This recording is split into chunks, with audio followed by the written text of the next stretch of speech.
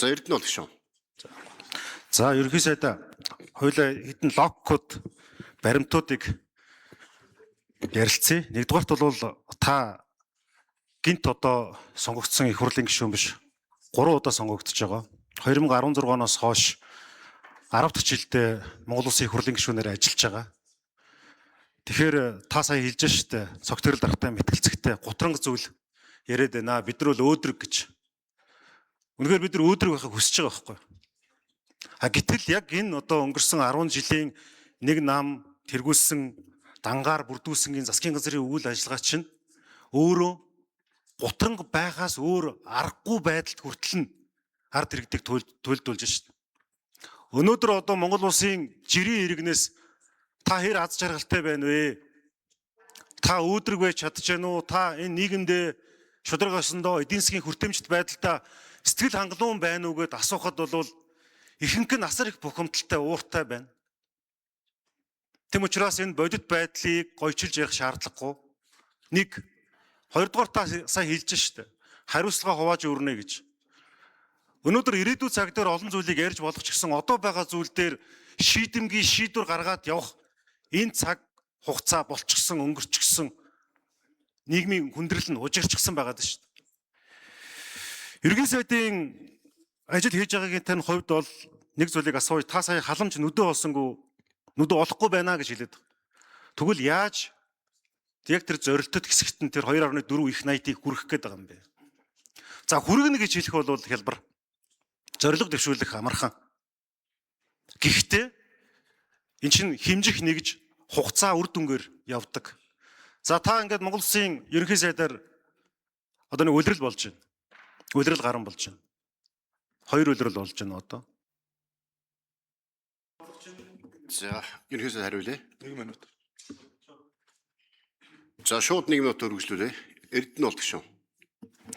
Дэвшүүлээд байгаа бодлого чинь ямар хугацаанд ямар өгөөж авчрах юм бэ гэдэг нь хариулт хэрэгтэй байгаа байхгүй.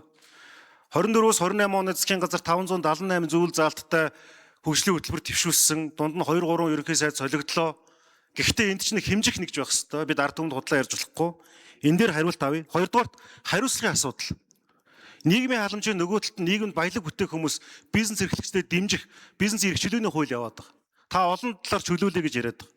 Гэхдээ өнгөрсөн хугацаанд үйлдэл эс үйлдэлээрээ энэ бодлогыг тушчаад Монгол улсад хороо хөрөл учруулад байсан энэ эрх мэдэлтэй албан тушаалтай хүмүүст ямар хариуцлага тооцох юм бэ? Өнөөдрийн хугацаанд тооцсон зүйл алга байна. Энэ хоёр дээр та хариулт өгөхгүй.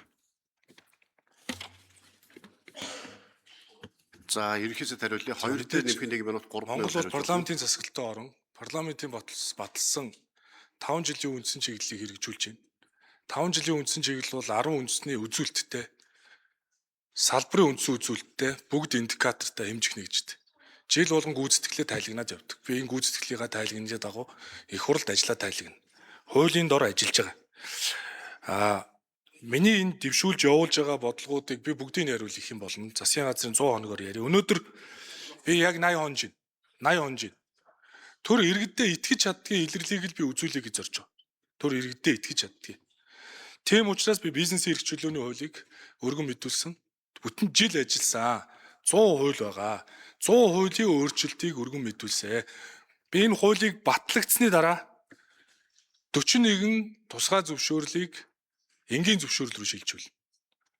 Энэ хууль би батлагдсны дараа 5 жил тусгай зөвшөөрөл олгоод 10 жилээр шууд олгодог шинэ зохицуулалттай болж байгаа учраас эслийн үнэлгээнд суурлаад тусгай зөвшөөрлөө сунгаж байгаа компаниудын тусгай зөвшөөрлийг шууд 10 жилээр сунгана.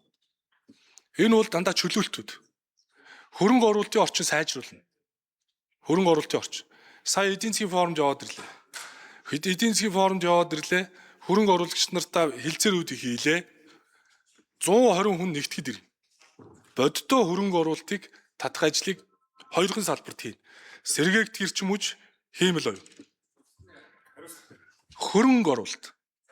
Хариуцлагын тогтолцоогоо бол би хэмжих нэгжээрээ та бүхэн тайлагнаад их хурал дээр явж байгаа. Түүнийхээ дагуу хариуцлагыг шат шатанд нь хийгээд л явж байгаа. Зүгээр энэ батлагдж байгаа хуулиар бол тендер бол хиймэл оюун руу шилжиж байгаа.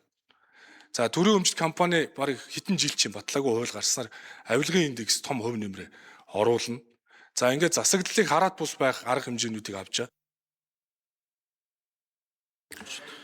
ерөнхий сайдны сонгогч. За дараагийнх Цэний Баатар гүгш.